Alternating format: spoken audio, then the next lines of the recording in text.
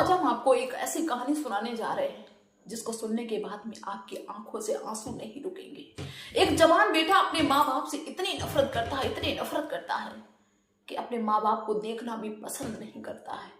और सिर्फ इसलिए कि जो उस बेटे के जो पिताजी थे, उनके कमरे में एक अलमारी थी, उस अलमारी में हमेशा ताला लगा रहता था। और ये बेटा अपने पिता से पूछता था कि इसमें हमेशा ताला लगा क्यों रहता है, इसमें क्या है। जब वो बेटा उस अलमारी के पास पहुंच भी जाता था धोखे से, तो उसके पिताजी डांटते फटकारते और कहते, खबरदार, जो कभी भी तूने इस अलमारी को हाथ लगा दिया। बेटे के अंदर वहीं से नफरत शुरू हो जाती है कि आखिर में इसमें कौन सी जायदाद है जिसके बारे में मुझे बताना नहीं चाहते, शायद है कि किसी और को ही देना चाहते हैं। वहीं से बेटे के अंदर नफरत हो चली और नफरत इस कदर बढ़ गई कि देखना पसंद नहीं किया। यहां तक कि जब उस लड़के के माता पिता का देहांत हो गया और उस अलमारी की चाबी आ गई उस लड़के के हाथ में, और उस लड़के ने जब उस ताला को खोला, उस अलमारी को खोला, तो उस अलमारी में ऐसा क्या निकला जिसको देख के वो बेटा पछाड़े खा के गिर रहा है और कहता है कि भगवान, मुझसे बहुत बड़ा अनर्थ हो गया है, ये मुझसे क्या हुआ। मेरे माँ बाप ने मेरे लिए इतनी कुर्बानी दी, मेरे लिए इतना सब कुछ किया, हम उनके लिए कुछ नहीं कर पाए। आखिर में उस लड़के के माता पिता उससे क्या छुपाना चाहते थे और क्या था उस अलमारी में। दोस्तों, ये कहानी बहुत ही अजीब टाइप की है। बस थोड़ा सा समय निकालिए, इसको सुनिए और अपनी राय अवश्य रखिए। तो आप सभी का बहुत बहुत स्वागत है मेरे यूट्यूब चैनल में एक और नई वीडियो में। दोस्तों, एक व्यक्ति जिनका नाम अरशद था, वो मुस्लिम समुदाय से थे। उनकी पत्नी नूरजहां बड़ी अच्छी जिंदगी जी रहे थे, दोनों पति पत्नी। और अरशद जो थे वो सरकारी कर्मचारी थे, सरकारी नौकरी करते थे, जिसके चलते उनकी जिंदगी बहुत ही अच्छी तरीके से चल रही थी। पैसों की कमी नहीं थी, पैसा टाइम से आता था। लेकिन इनकी जिंदगी में सिर्फ कमी एक ही थी कि इनका कोई बच्चा नहीं था। ये भगवान से प्रेयर करते, अल्लाह जो भी उनके ईश्वर होते हैं उनसे प्रार्थना करते हैं कि मेरा कोई बच्चा हो जाए, बेटी हो जाए या बेटा हो जाए। आपका लाख लाख शुक्र खुदा। दोस्तों, कुछ दिन बाद क्या होता है कि भगवान की ऐसी मेहर हो जाती है कि इनके घर एक बेटा भी आ जाता है। बेटा आ गया तब अरशद और उनकी पत्नी नूरजहां बहुत खुश, बहुत खुशियां उनके घर में, और अपने बेटे के लालन पालन में किसी भी चीज की कोई कमी नहीं रखती। बेटा धीरे धीरे बड़ा हो रहा है। बेटा जिस भी चीज पे हाथ रख देता है माँ बाप तुरंत ले लेते हैं। बेटा जहां भी कहता है कि मुझे घूमना है, माँ बाप तुरंत घुमाने के लिए ले जाते हैं। कुछ भी ऐसा नहीं करते हैं जिससे उनके बेटे को कष्ट हो। लेकिन समस्या सिर्फ एक थी, जो अरशद के कमरे में एक अलमारी थी, उसमें हमेशा ताला लगा रहता था। उस ताले को वो कभी नहीं खोलते थे। और खासकर जब उनका बेटा जैनब, उनके बेटे का नाम था जैनब, जैनब उस कमरे में जाता और उस अलमारी के बारे में पूछता है कि पिताजी इसमें ताला क्यों लगाया, इसमें क्या रखा हुआ है। जब इतनी बात वो जैनब अपने माँ बाप से पूछ देता है, अपने पिता से पूछता है, तो पिताजी आग बबूला हो जाते हैं। पिताजी ये कहते थे कि कभी भी इस अलमारी को खोलने की हिम्मत मत करना, वरना तुम्हारे लिए बिल्कुल भी अच्छा नहीं होगा। अब वो जैनब बहुत ज्यादा परेशान कि आखिर में मेरे पिताजी ने कौन सी जायदाद छुपा रखी है जो मुझे बताना नहीं चाहते, ये जायदाद देना किसको चाहते हैं। उसके दिमाग में यही चीज चलती थी। कभी कभार वो जब ये देखता था कि मेरे पिताजी ड्यूटी पे गए हुए हैं, तो वो क्या करता था कि उस अलमारी को खोलने की कोशिश करता, चाबी ढूंढता, लेकिन उसको कहीं भी चाबी नहीं मिलती थी। और उसी दौरान उसके पिताजी आ जाते थे। तो कभी कभार ऐसा भी होता था कि पिताजी थप्पड़ मार देते थे। जब ये चीजें जैनब के साथ में होने लगी तो जैनब धीरे धीरे अपने पिता से बहुत ज्यादा नफरत करने लगा। ये मेरे पिता नहीं हो सकते हैं, बहुत नफरत करने लगा। जबकि अरशद और उनकी पत्नी नूरजहां किसी भी चीज की कोई कमी नहीं रहने देते थे। धीरे धीरे दोस्तों वक्त गुजरता है, जैनब अपने पिता से नफरत करता ही जाता है, नफरत बढ़ती ही चली जाती है। माँ बाप हर संभव प्रयास करते हैं कि मेरा बेटा मुझसे नफरत ना करे, लेकिन वो बेटा नफरत करता ही चला जाता। पिता की ऐसी क्या मजबूरी थी कि पिता कभी भी उस अलमारी को खोलने की इजाजत नहीं देते थे। दोस्तों, क्या होता है कि जब ये जैनब जवान हो जाता है, पढ़ लिख के शहर में चला जाता है नौकरी करने के लिए, कुछ समय बीतता है, इधर जो अरशद थे वो भी रिटायर हो जाते हैं और अपनी पत्नी के साथ में गांव में रहते थे। बेटा शहर चला गया, बेटा शादी के योग था, तो अरशद ने सोचा, अपनी पत्नी के साथ में बैठ के विचार विमर्श किया कि चलो बेटा की शादी कर देते हैं। शादी की योग हो गया। बेटा जैसे तैसे अपने माँ बाप की बात को मान लेता है और शादी के लिए तैयार हो जाता है। सिम्मी नाम की लड़की से जैनब की शादी हो गई। अब जैनब इतनी नफरत ही करता था कि उसने अपनी पत्नी को अपने माँ बाप के पास में बिल्कुल भी नहीं छोड़ा, अपने साथ अपने शहर ले गया और कभी भी अपने माँ बाप से न फोन करता न बात करता, कुछ भी नहीं, क्योंकि उसके अंदर इतनी नफरत भरी थी। और अपनी पत्नी शिमी को भी बताया कि मेरे पिताजी मुझसे कुछ छुपा रहे हैं, शायद है कि इनके पास में बहुत कुछ है और वो मुझे देना नहीं चाहते, पता नहीं किसको देंगे, जिसके चलते पत्नी भी नफरत करने लगती है। दोस्तों और वक्त गुजरता है, इधर ये पति पत्नी दोनों अपना गुजारा करते हैं, उनकी जो पेंशन आती है, उनके पास पैसा था। एक दिन क्या होता है कि अरशद मार्केट गए हुए थे, यानी कि जैनब के पिता।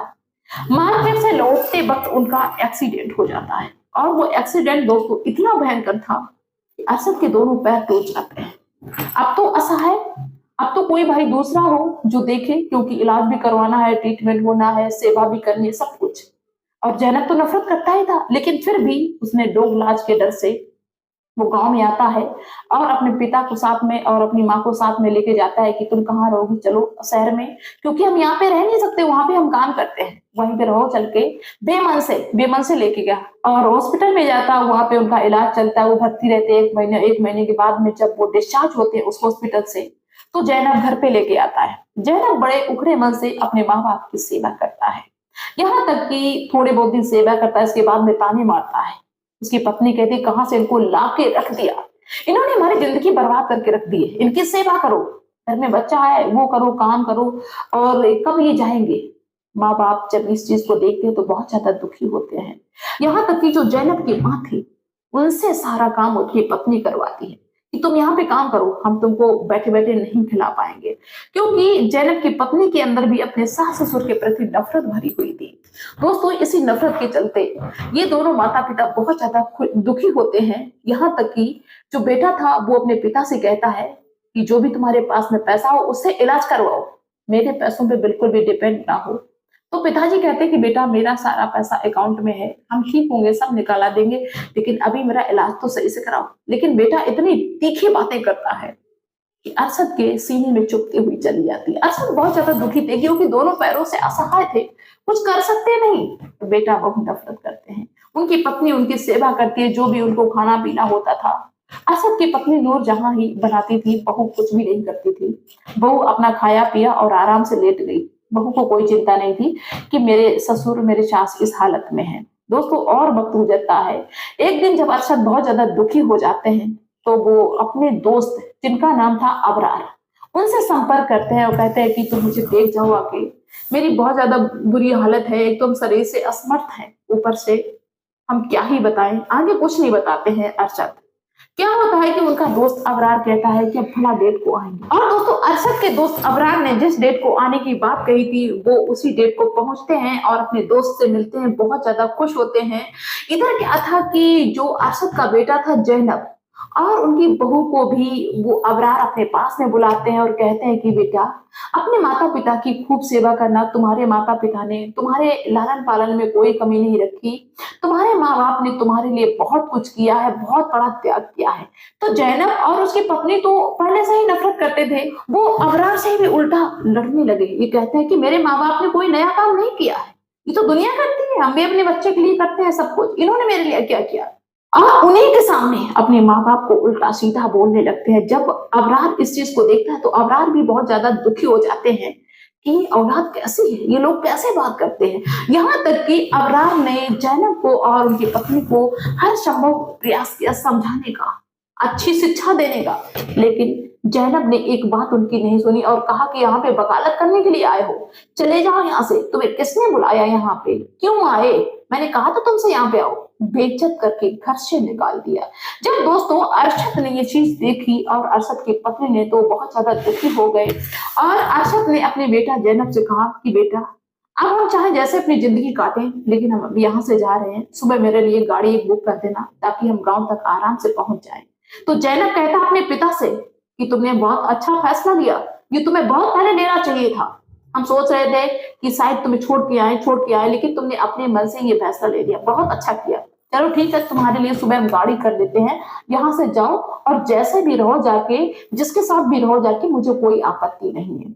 दोनों माँ बाप रोते हैं बिलख बिलख के कि इस बेटे के लिए मैंने क्या नहीं किया। दोस्तों अगला दिन होता है, गाड़ी आ जाती है, जैनब ने गाड़ी कर दी थी और दोनों पति पत्नी बैठ जाते हैं उस गाड़ी पे। बदहाल हालत में अरशद बैठ जाते हैं, जबकि उनकी स्थिति ऐसी नहीं थी कि वो सही से चल भी पाते, उठ भी पाते, लेकिन फिर भी बेटे की ऐसी हरकतें देख के वो तुरंत वहां से निकल लेते हैं और पहुंच जाते हैं अपने गांव में। दोस्तों ये पति पत्नी शाम को अपने बिस्तर पे लेट जाते हैं। इसके बाद में वो बस इसी बारे में सोचते हैं कि मैंने अपने बेटा के लिए क्या नहीं किया और मेरा बेटा मेरे साथ में ऐसा व्यवहार करता है। भगवान किसी को भी ऐसा बेटा ना दे जो इस तरह की सोच रखता हो। दोस्तों वो इतना ज्यादा टेंशन में पति पत्नी दोनों हो जाते हैं कि शाम को खाना भी नहीं खाया।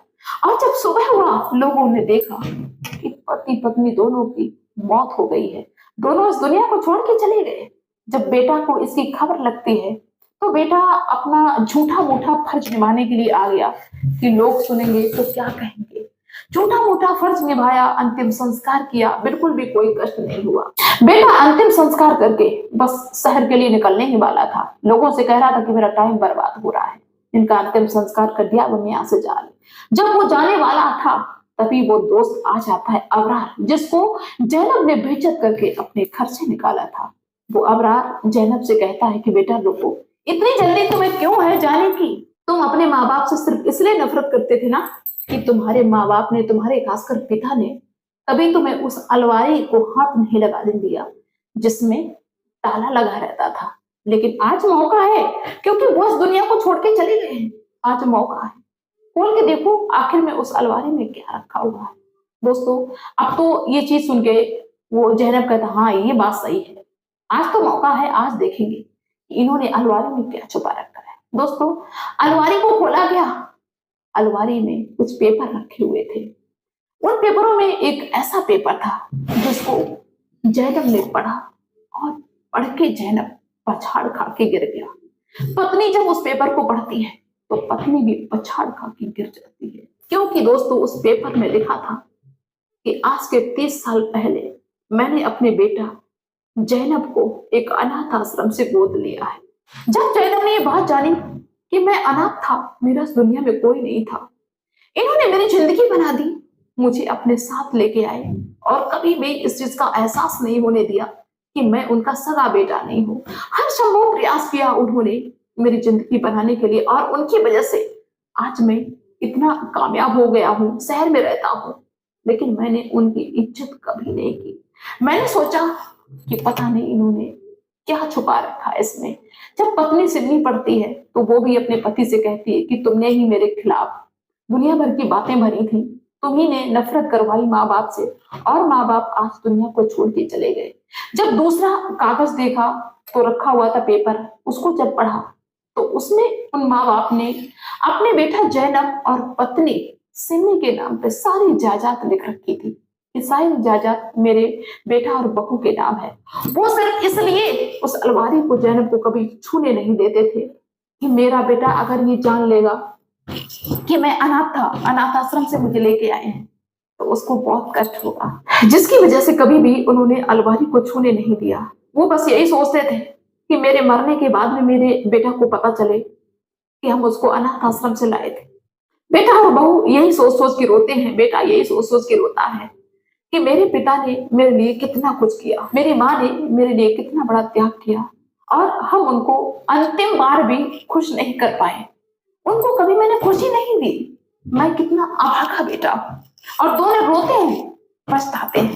तो जैनब को इस बात से उसके दिल में इतना धक्का लगा कि उसने उस दिन पता कौन सा फैसला लिया कि अब हम शहर में नहीं रहेंगे, अब हम इसी धरती पे रहेंगे, इसी जगह पे रहेंगे जो मेरे पिताजी की है, और इसी जगह पे एक बहुत अच्छा वृद्धाश्रम बनाएंगे और उस वृद्धाश्रम में जो भी माँ बाप रहेंगे उनकी हम सेवा करेंगे, ताकि जो भी मैंने पाप किया है वो थोड़ा बहुत कम हो सके।